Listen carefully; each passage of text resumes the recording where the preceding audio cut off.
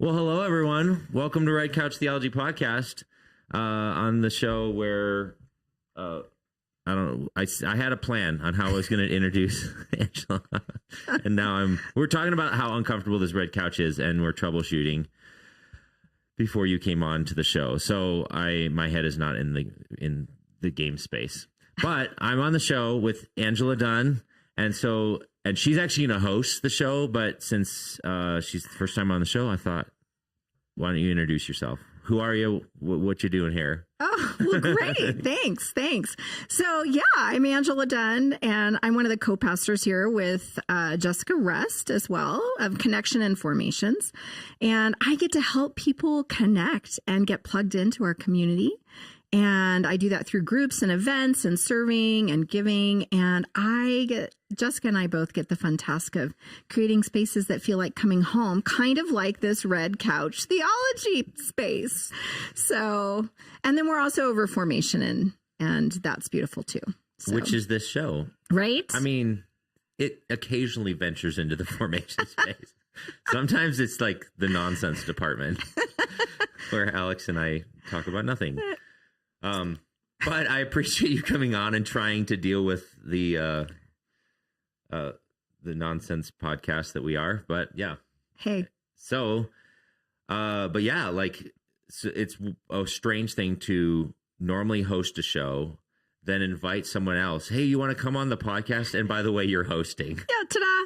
Yeah. It's good. So that's a slight strange transition, but yeah. Yeah. Take it away. I will take it away. I'm so excited about this being my first time.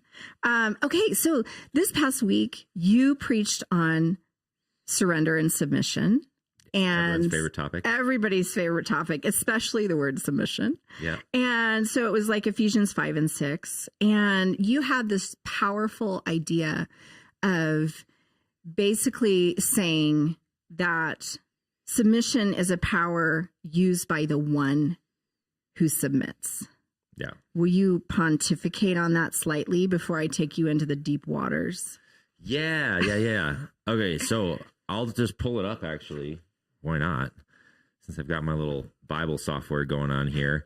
I put this definition into the sermon here. I don't know if people can see this. Let me pull this up a little bit bigger on here. So if I hover over this word submit, let me actually get my Greek.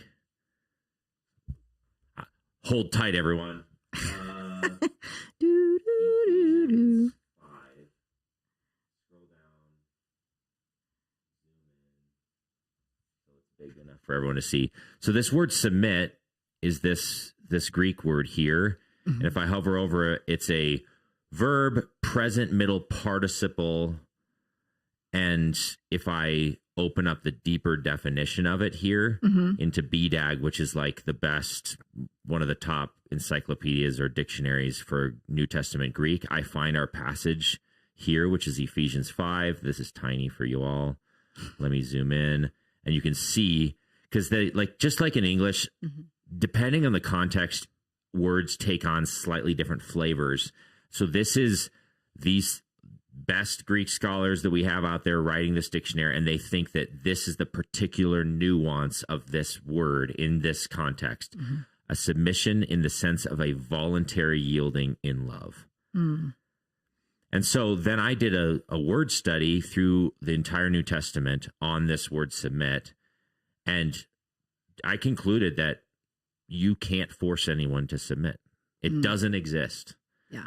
It's a voluntary action. So therefore, and then based upon the big idea that I got to towards the end, where actually submission is taking a volition element away from an authority in a weird sense, like when you're dealing with like a negative authority figure. And then when it comes to Christ, it's an act of trust that we choose to surrender and or submit. So then I was like, and that's where I was like, I wanted to find this for the congregation. So I gave him the Greek context a little bit and then said, actually, this is a power that we choose to wield. Because if it's anything forced, it's actually subjugation. Yeah. It's not submission. So to me, that's a different way of thinking about it that's significant enough to me where I'm like, okay, yeah, I get to decide to do this. And then it actually comes with a spiritual power behind it too, which is kind of fun. Well, and I think that's where... Oh, go back on the screen here. Sorry. That's where you totally upended that on its head for me in listening to that, because I was like, wait, this is really a superpower for mature believers, because to be able to choose and take that power back from, especially if it is like an evil overlord, so to speak, where you feel abused in some way. Mm-hmm. So to be able to take that power back and go, no, I'm choosing to submit. And I really loved your point about it's first submission to Christ, then to other authorities. And then you talked about relationships between parent and child, husband and wives, and then also slaves and masters. And then just that kind of the dynamic of that kind of evil overlord or good master. And so I'm just dying to ask you about, I feel like there should be a drum roll here. I'm dying to ask you if you'll dive deeper into the theology around the roles in the home and slavery in the Bible, because I know you touched on that a little bit. I'm going to quote you here. Okay. You mentioned that up to 40% of people were slaves in the ancient world, but that Paul plants kind of a time bomb and usurps the whole slave master system in Ephesians 6:5-9. Yeah. Will you? Yeah.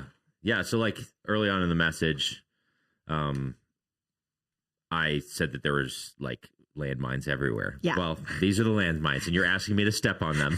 So yeah, but that's what this show's for, I guess. So I guess we could start with the slavery one, since that's the one you just mentioned. I gave a little bit of context in the message that up to 40% of Roman sort of rule were slaves. Mm-hmm.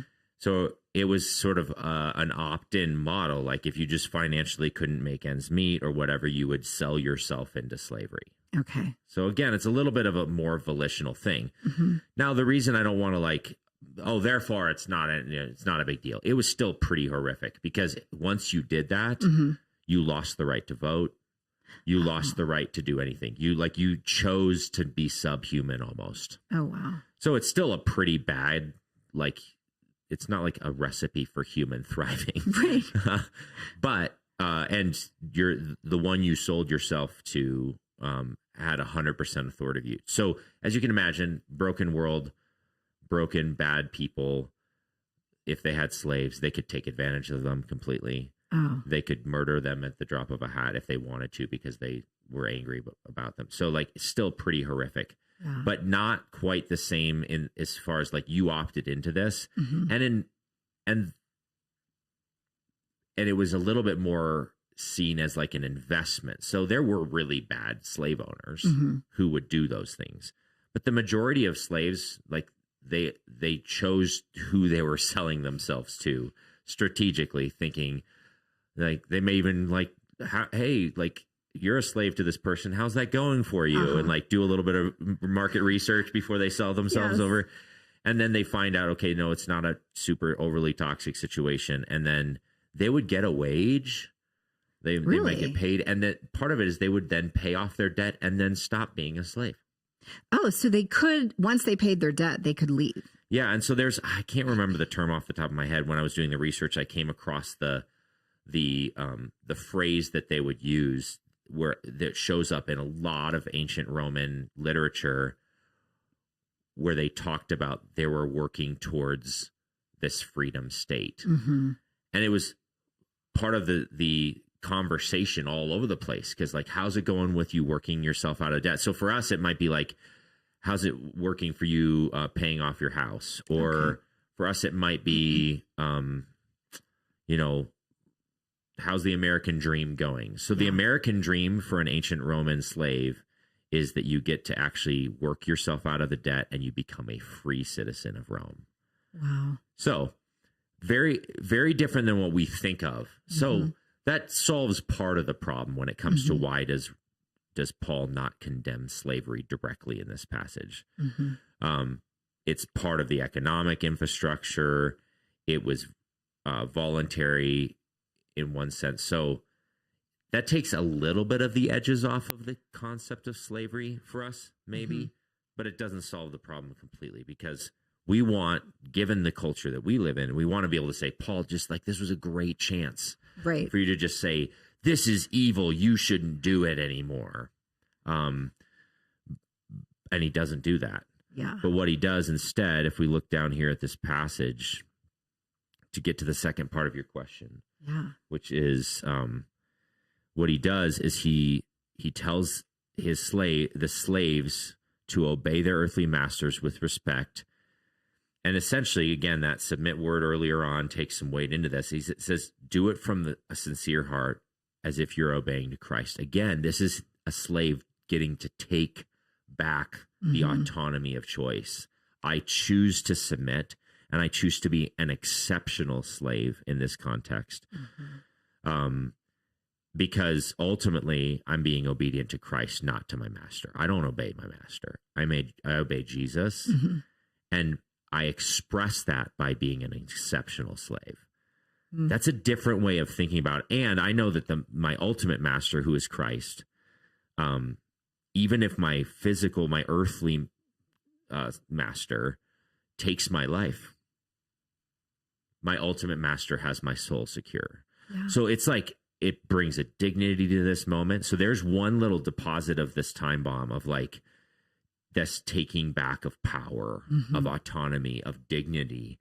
And so he makes some challenges to a slave, but then he says, and masters, treat your slaves in the same way.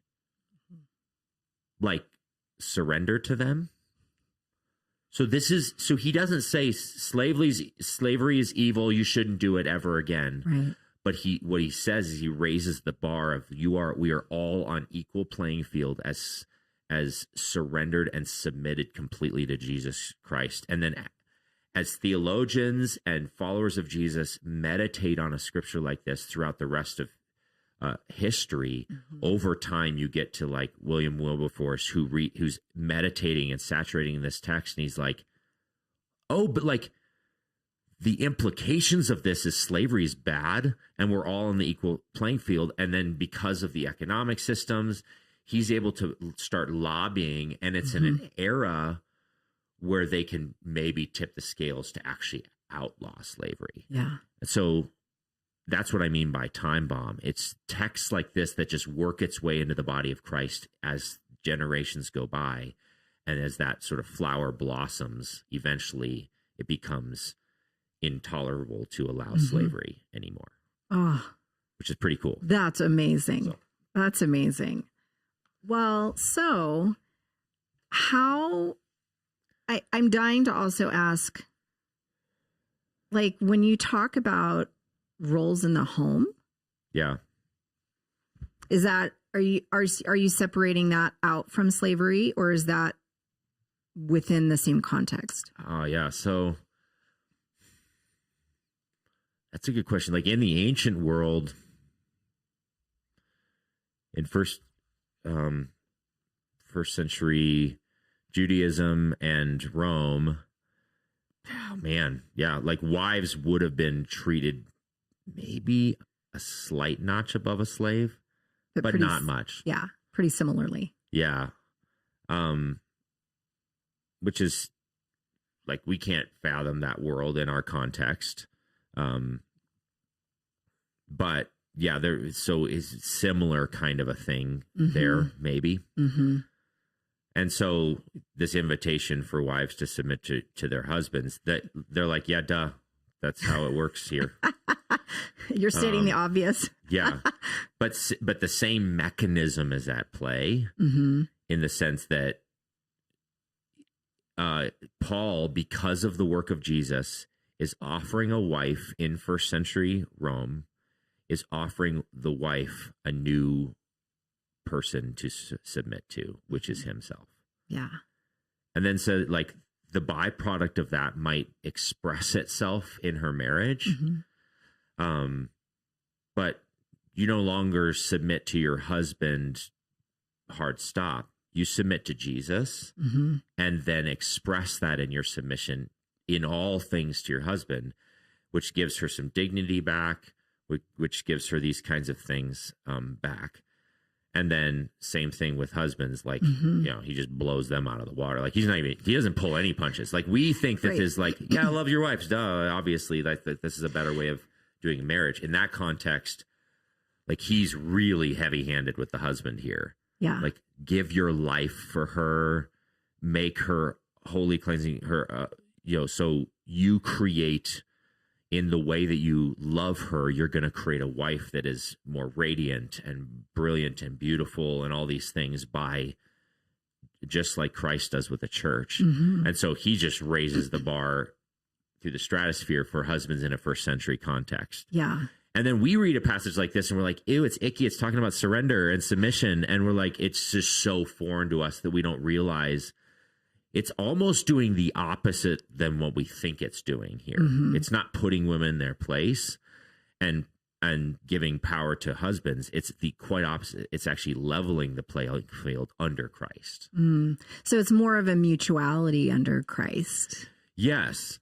And so like, here's the tension a little bit theologically, even for our day and age.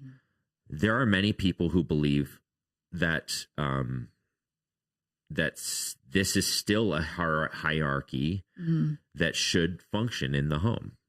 And that's actually a completely viable reading of this passage. Okay.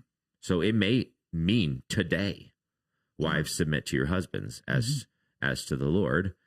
And that's the most like obvious surface reading of this passage. So I think that's a totally viable application of Ephesians 5. Yeah. Is that God, and he even uses some examples that precede the Roman Empire, precede Jewish structures. He calls back to Genesis, like, this is how it was in the beginning, and like husbands will leave, will cleave to their wife, all that. So he's calling back an older model where Adam's made first, then Eve, and so you start to be like, is he actually saying that there's a hierarchy here? Well, ish. Potentially. Now, that's one solid, like trying to honor the scriptures reading of this passage. And I think you can apply that in your marriage. As long as you remember that submission to Christ overrules all else. Yeah. And when the rubber meets the road, if you read this text accurately, even if you choose to live in this hierarchy thing, the name of the game for a husband is to out-surrender and out-submit his wife. Like the first one to submission wins the game. Yeah. Even if you're in a complementary, this is the theological term for those of you out there, a complementarian household where the husband gets the final say, the name of the game is still unequivocally from this passage that your goal is to out-surrender to Jesus. Yeah. And beat your wife to the punch when it comes to submission. And vice versa. Your wife is trying to like win that same game. Yeah. Yeah. So, okay, it just becomes a semantics game actually, which is why some theologians believe that a modern expression of this, given our cultural context, is that like, why play the semantics game? Let's just treat us like we're on level playing field under Christ's authority. And then, like, if you're better at handling the bills than me, then have at it. And if I'm better at doing the, like, family devotion thing, then have at it. Like, why play the semantics games of the first world thing? And that's, theologically speaking, I tend to live in that space. Yeah. But practically in my own home, Allison just prefers that I kind of take the final charge on some of this stuff. So even though theologically I'm in one place, functionally we tend to have a little bit more of a complementarian vibe because that's how she prefers it. Yeah. Which is submission on your part. Yeah. Because that's how she prefers it. Yeah. Although there's days where I'm like, I wish I was a complementarian aggressively and I could just say how things should be. Here it But I'm is. not. So I Let's just can't do lay that. it out. Anyway, does that answer your question? No, that does answer my question because I was trying to figure out how that mutuality fit in there. Because I know in our household, oftentimes, like, we've been married almost 32 years and got married really young, around 22. And the thing is that we've kind of looked back over huge decisions, and even what I would call medium-sized impact decisions in life, and gone, oh, how did we make that? And every single time when we've reviewed it, it was this mutuality of submission. Mm-hmm. And for instance, we lived back east and worked back east, and JD wanted to come back home and to Colorado and move here again. And he had permission from his boss, but I was like, no, I'm staying here. I want to stay here because of X, Y, and Z. And so he literally prayed and waited a year for me to change my mind. And there were conversations during that time. It wasn't like we weren't talking about it. We did. We often get out a giant whiteboard and do pros and cons, and and do that. And we're like, Lord, what do we do? But it was this kind of system of mutual submission, in that he knew I wasn't ready and God hadn't showed me yet. Yeah. And once the Lord showed me, it was very quick. Like, at the end of that year, the Lord just showed me in a very particular way, and I knew it was him. And I was like, okay, Lord, then we're moving back. Yeah. And I had a peace about it. And certainly JD was relieved. Yeah. But it took a year of him patiently praying and waiting and having these conversations with me, and hearing my voice to go, nope, nope, nope. Yeah. And waiting on the Spirit. And then once we did, it was like, okay, yeah, we're all in. And we've looked back, and so many of our decisions have been that way. If I know exactly, hey, the Lord's leading us here, and he's like, no, then I sit and wait until the Lord, and we have those conversations. It's holding that tension that you often talk about. It's the beautiful and the tension with it as well. And I think healthy biblical expression of, like, authority structures, regardless of your theology on this topic, that's still how it needs to function. Yeah. And I think it seems pretty clear to me, regardless of whether you're a complementarian theologically or an egalitarian theologically. I think I defined that already. Egalitarian means that, like, there's no biblical hierarchy between men and women in any sphere. And you can be partially egalitarian, meaning there is no hierarchy in the Bible between men and women in the church, but there is in the home. That's a partial egalitarian. A full egalitarian would be like, it's equal in all spheres. And then the complementarian says, no, God made one of the things that's different about men and women is that God has placed the mantle of authority on a man, not on a woman. And so regardless of where you're at there, the text is still clear that the power is in submission. So if you want to be power hungry, submit away. Submit away. Like, surrender away. Yeah. Like, that's the power of this in this text. Like, he ties it back to spiritual authority and power comes to the one who submits the most. Yeah. And this is what blows my mind as we study the gospel and, like, we look at Revelation. The way that Jesus accomplishes the gospel is by leveraging this power. Yes. So, like, the biggest boss known to history, the one who created the entire universe, leverages this power to accomplish salvation. So if you want to be the bigger boss, surrender more. Like, it doesn't matter your theology at this point. Right. No, it is the surrender more. And it's so counterintuitive to us as human beings. Like, when somebody cuts us off in the middle of the freeway, when we feel like we've been dissed or something unjust has happened, I think, just absolutely raised to, I'm going to get you. I'm going to, I need justice right now. Sometimes vengeance is where people go. Mm-hmm. But I think in you just pointing out, like, this is truly a superpower.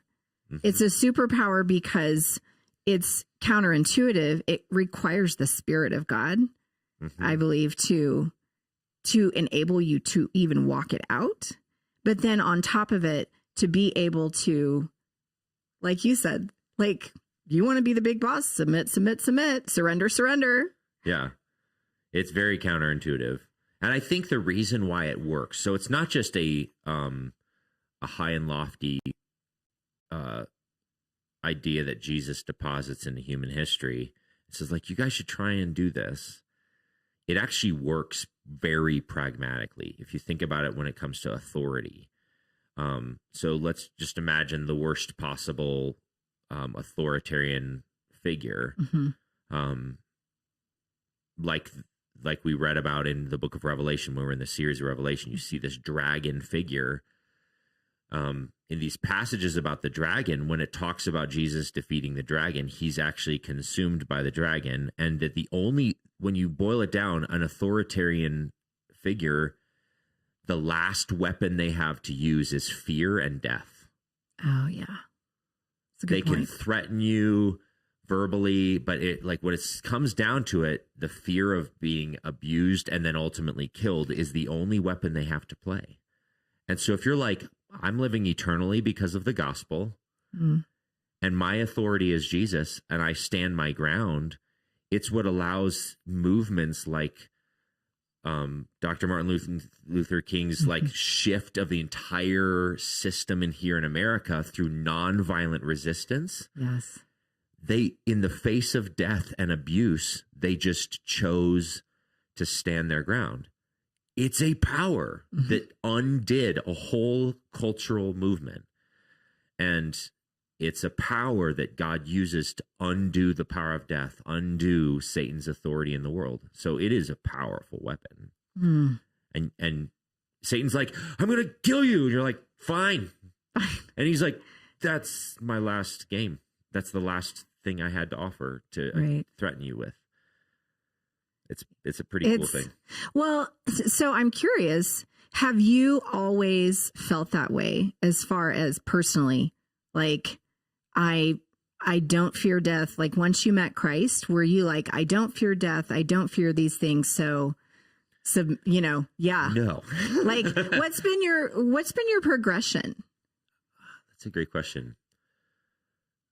I just think spending a lot of time learning and reading about Jesus. Yeah. And you start to see how he actually, I think maybe the gateway drug for me and some of these things is to see how counterintuitive a lot of Jesus' teachings. He says it really explicitly, and maybe this is actually Paul, but the New Testament teaches like the first shall be last, the last shall be first. You're like, okay, that's upside down.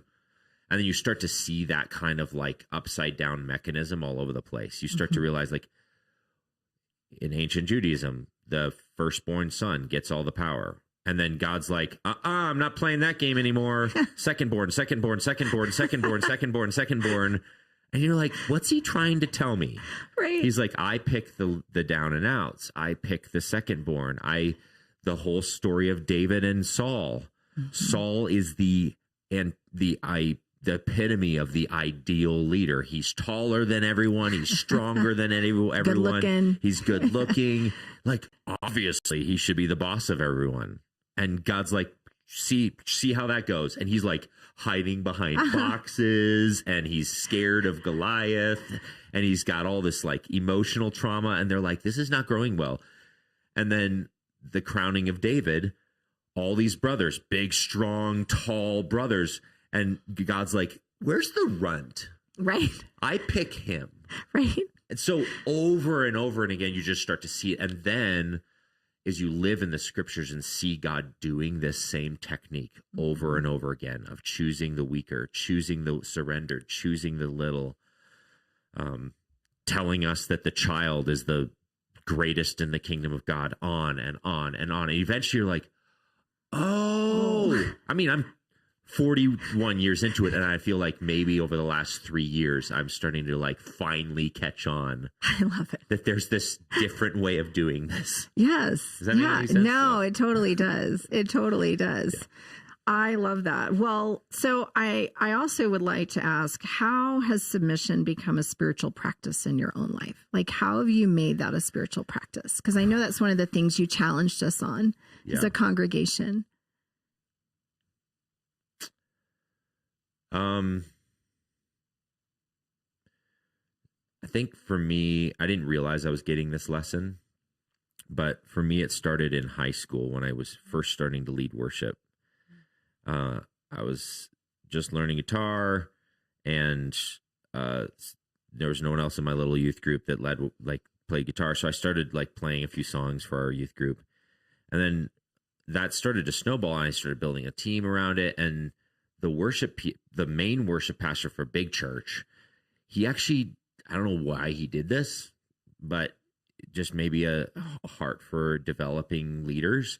He met with our little worship team, and he gave me this little pamphlet. He gave me specifically this little pamphlet that was written by an associate pastor. I think it was titled "How to Be an Associate Pastor." Oh, wow. That was very creative. I'm like maybe 16 or 17 years old.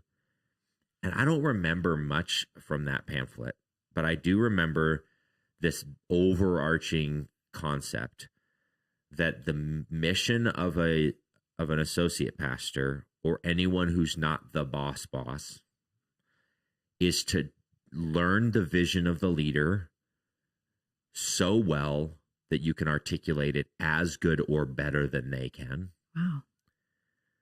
And then use every ounce of authority that you have been given to champion that vision to anyone you can talk to about it. Mm-hmm. And I was like, this is what it means to be a minister of the gospel under authority. Mm-hmm. And I just started applying that at my job at Safeway. Really? And I was 16 years old. I'm a bagger at Safeway. And so I would like ask questions that he'd never asked. Like the store manager had never really been asked by a bagger. Like, why are we doing it this way? Like, how can I learn better from this and this? And I just became like the rock star bagger. And then he promoted me until I was like doing all these different roles. And then every job I've ever done, that's been my goal, is to learn how to submit to an authority figure. And I tried to choose leaders that were semi-healthy and that I believed in their vision, but it's become such a part of my life that it's how I've gotten every promotion I've gotten. Like when a leader finds someone who's like trying to download the vision and then champion it, they're like, yeah, I'm going to give you more and more authority. Yeah. So it was like, I didn't know that it was a power I was leveraging, but it's a power that I've been leveraging since I was 16. Oh, that's amazing. That's a partial answer. That's a long-winded partial answer to your question. But another one is because I have a theology that tends to be more egalitarian, is choosing not to play that card in my marriage. Yeah. Which is complicated because sometimes she just wants me to play that card because she doesn't want to have to deal with the issue either. But trying to just work through relational lines rather than authoritarian lines. Mm-hmm. But those are, I don't think I do this perfectly at all. And so it's a constant learning process. What about you? Oh, wow. I think that for me, practicing, I'll just confess, I really like the word surrender better than submission. I grew up in more of I would say, egalitarian home, but they didn't necessarily call it that. Yeah. My mom was actually the spiritual head of the family. Yeah. And my, they just separated roles and did things that based on more on their personality and gifting. But I have to say that just trying to get to the place internally in my spirit of being able to go, Lord, if you're asking me to do this, whether it was my parent asking me or later on, JD asking me, then how can I say yes to you? And what's blocking me from a yes? Once I determined, you are asking me to do this. And I think God has been so kind to me. So often when I've been hesitant because of fear or the unknown or other things, he will often soften my heart in a different way by reminding me of his love for someone. So if it's related to an act or a service towards someone and I'm nervous or anxious about it or afraid, like just a few months ago, he was like, I know you're afraid and you don't want to kind of get out of your comfort zone here and talk to somebody you don't know. However, I really love that person. And I had this overwhelming sense, like sit on my chest of how much he loved this particular woman that I had just passed in a hall at some random building. And he's like, no, go back and talk to her and, and encourage her. And I was like, I don't know her. And I literally sat in the car for 5 minutes going, Lord, are you sure? I mean, is this really you? This could be me, right? That whole escape free, but he's been so gracious when I'm really struggling to be able to kind of come in a side door and say, oh, but Angela, I love this person. Would you do it? Because I love them and I want them to know it. And I'm like, okay, Lord. Yes. So no, but what I think that's interesting is I hear you tell that story. It actually, it's an illustration of this exact concept. He's asking you. Yeah. And because you're submitted to him and trust him, it's a bridge to you being able to like do something that's difficult or hard. And so, which I think calls back to the previous sermon, which we didn't get to do a podcast about, where like I was talking about the way of Jesus is designed by his love. So I think, this is a related question maybe to what you asked me about how do we use the spiritual practice of submission. Well, one is you have to trust Jesus. Like if you don't trust him, then obviously you're not going to submit to him. So like testing his character by trying to obey him a couple times here and there, like, and see how that worked. And like, does he see you learning about who he is and his character and his love and how it's expressed to his people? And over time, he just grows, your trust in his goodness for you grows. And then when he says, hey, I'm going to invite you into like submitting to your husband or submitting to your boss, who's kind of a jerk.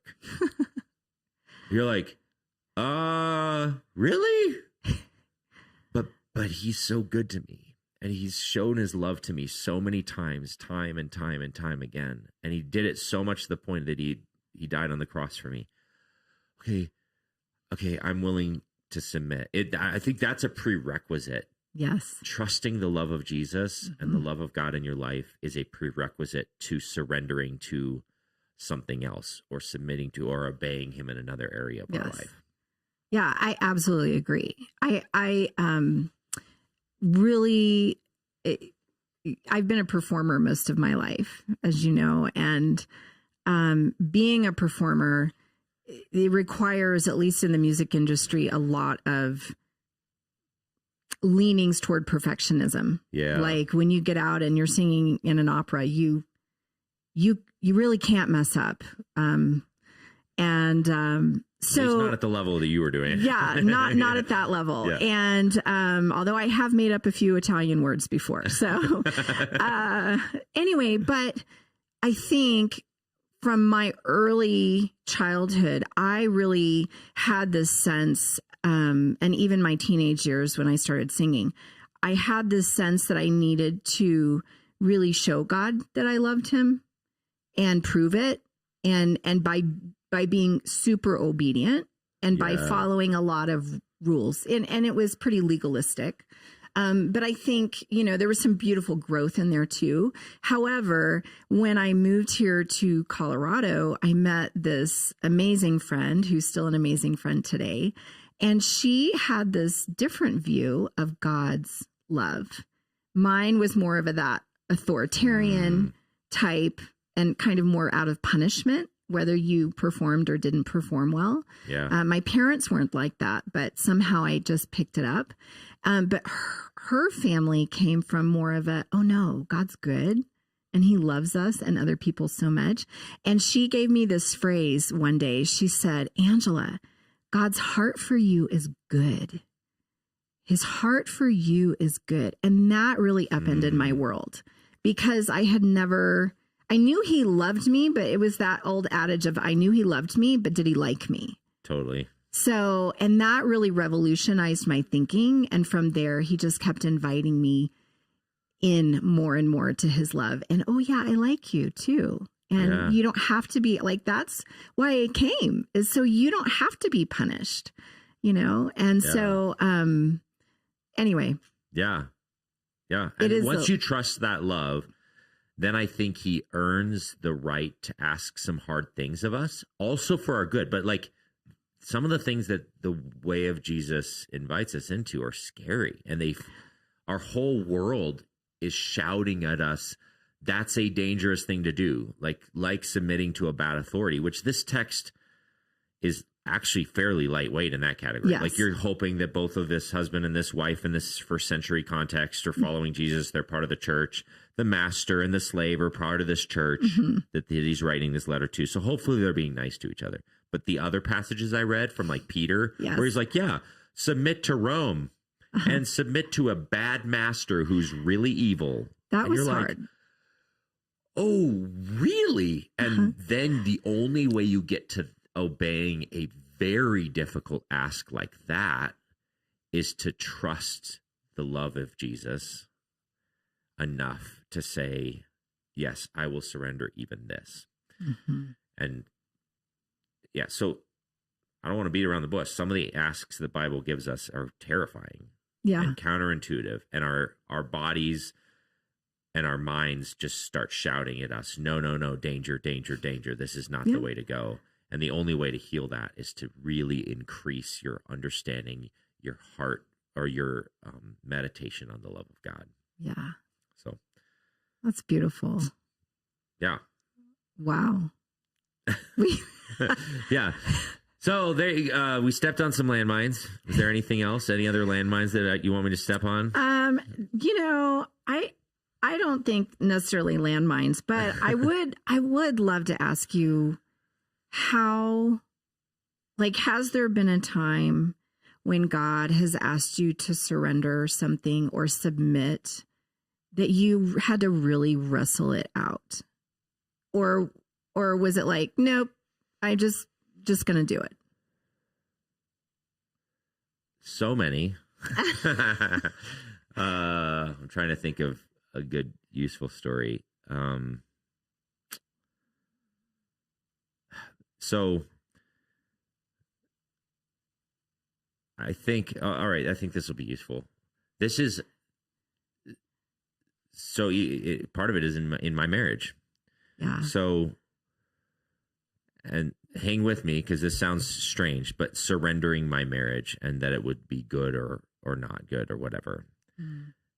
So I remember maybe 15 years ago, Alice and I were having some struggles. And so we went and saw a marriage counselor. And I was sitting there in this marriage counselor's office, and we're talking through whatever the issue was, whatever the flavor was for that season. Yes. Of why we were wrestling and fighting over issues and just not coming to on the same page. And this counselor, and I think I'm in this moment, I'm talking about how kind I am, and I'm acquiescing to my wife, and it's just her decision, and it's fine, and this is more my knee-jerk response to my marriage, is to what she says goes, and I'm just going to bend over backwards and this sort of thing. And so I think I'm coming out looking like the rock star of the marriage, and she's the one that's too, man, whatever it is. So, and then he turns to me and he's like, you've got to stop caring about what your wife thinks. And I'm like, she's sitting next to me. Do you see her? She's right there. She's going to hear you say that. And my wife starts nodding. Really? And I'm like, whoa. And like, tell me more about like this, because she's resonating with that. And what it came down to it is that I have some strong codependent tendencies where my world isn't okay unless she's singing my praise because of how awesome I am as a husband. And the unfortunate part of that is I think I'm bending over backwards to serve my wife and acquiesce to her desires. And meanwhile, she wants me. I'm not actually doing that. What I'm doing is trying to get my world to be back in order again. Interesting. I want her to be happy so that I can be happy. Yeah. So therefore, her happiness is equal to mine. So the only reason I'm doing that is nothing to do with her. Yeah. It's all about me being happy and okay. This is the vicious cycle of codependence. And so I'm like, and she reads right through it. She knows it's not actually for her. Yeah. She sees right through it and sees that I'm actually trying to get something out of her. Mm-hmm. So I discovered, one, I was the problem in this situation, is that she wanted me to grow a spine and just be a self, be myself, be honest with her, tell her when I'm hurting. I would never tell her when I was hurting because that might break her bad day. And my goal is her happiness. Yes. So I can't be real. Yeah. So I would just be fake. And she's like, I'm done with this fake air and stuff. So she's like nodding. Yes. Stop caring about me. And I'm like, so the surrender part for me, and this might be helpful for some of you out there who tend to be more in that space where you're like, just prefer other people, just what they say goes, and like they'll win and I'll just bend over backwards. I'll become a doormat. That's actually selfish. Mm-hmm. That's not surrender. That's not taking a power. That's actually choosing subjugation. And it's not living in yourself. So surrender for me was actually learning what I actually felt about it. Surrender for me was learning how to speak my mind to my wife. And I'm still so bad at it. You can ask her. I'm so bad at this still because it's so deeply entwined in me. So part of it is I'm seeing a counselor to ask why I keep doing this over and over again. And why do I keep defaulting to shutting down my world to try to acquiesce to my wife? Mm-hmm. And meanwhile, she's like, that's not what I want from you. I want you to be you. I need you to tell me how you actually are. Because otherwise it's not this beautiful relationship where there's true emotion shared and true love shared. It's all fake because you're just trying to get an emotional reaction out of me. Yeah. So at the risk of being too vulnerable publicly on the internet, I'm the problem. There you go. But I love that. And honestly, I think that's so beautiful because I think there's a stereotype. It's obviously not 100% accurate that men don't go to counseling. And I love that you were willing to go, and that is because I see that as also part of community. I go to a counselor as well. So, you're in good company, but I see that as part of my community to keep me kind of out of the pitfalls that I fall into naturally, whether it's codependency or people pleasing or something like that. Yeah. So I think that's so beautiful, and I love that you champion your wife that way by stepping up to the plate and going, oh, okay, so I see it now, and yeah, I'm gonna work on this. Yeah, a slightly more playful example might be this. This last week's sermon was an act of surrender for me. Really? Because what you all that might not know is it had a different title and a different idea when I wrote this series. So when I wrote this series, the title of this past Sunday's message was Anchored to Covenant Relationship. And the idea I thought I was going to preach on Yeah. was it had maybe like a 70% marriage talk flavor to it. But I was like, I don't want to leave out the single folks. So like we all should covenant to each other, right? Mm-hmm. So like when you're writing a series, this is one of the weird things that I'm learning is when you write a series, you work on it like months and months out, and you don't have time to like do a deep exegetical dive on every passage you're choosing. You're using a little bit of your back study and the years you've been in the Bible, where you're like, yeah, this text, I think that'll work with this topic. Okay, this text will. So you're doing a little bit of a cursory reading and exegesis. Yeah. So I thought, yeah, it's super healthy for everyone to be in covenant relationships with each other. And even if you're not married. And I think that that's true. Yeah. This passage does not say that. And I was like, okay, well then maybe I'll bring in another text. Is there a different text that says that? There's actually no biblical text that I can think of that explicitly says you should covenant in the classical biblical covenant language sense to a friend. It has covenant to a church community, maybe, and covenant in marriage and covenant to God. And so I was like, oh, I'm on thin biblical ice to say that this is a biblically, the word of God says covenant to your best friend. It just maybe doesn't say that.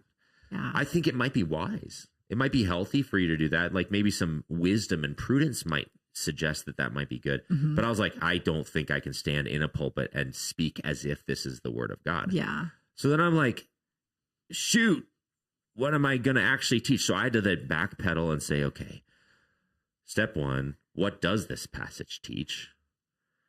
And then step two, is it aligned with my series that I thought I was trying to teach for the church?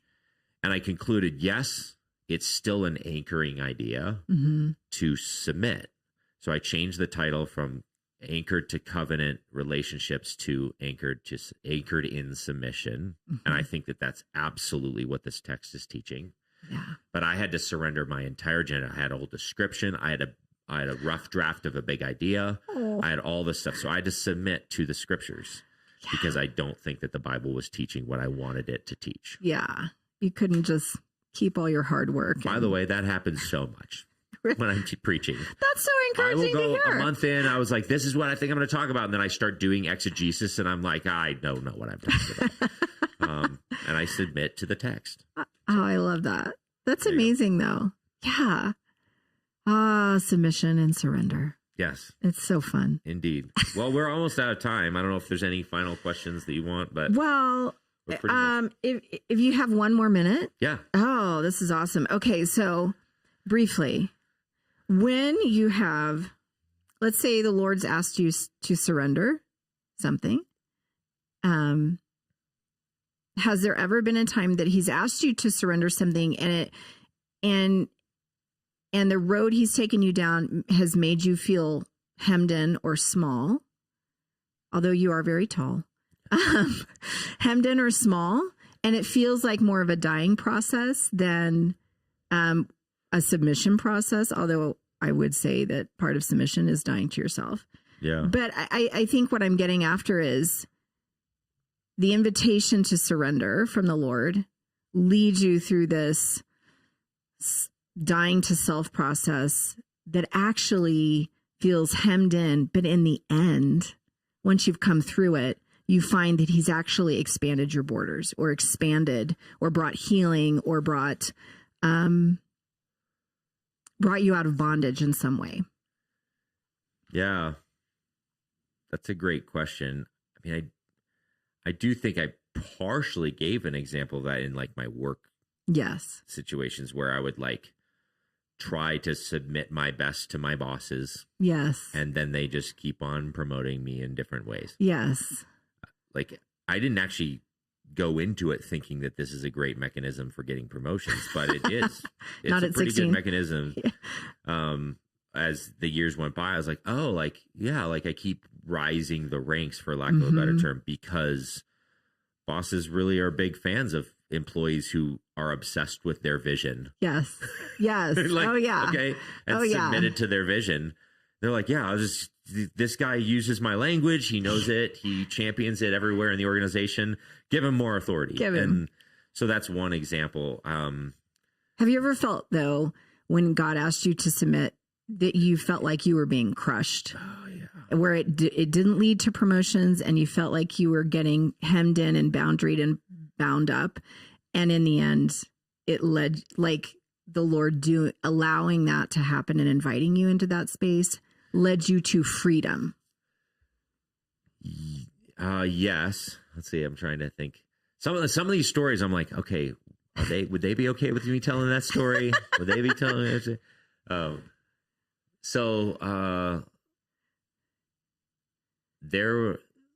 had one boss sort of relationship that I was starting to feel this like being hemmed in emotion, and I was like, he's micromanaging me.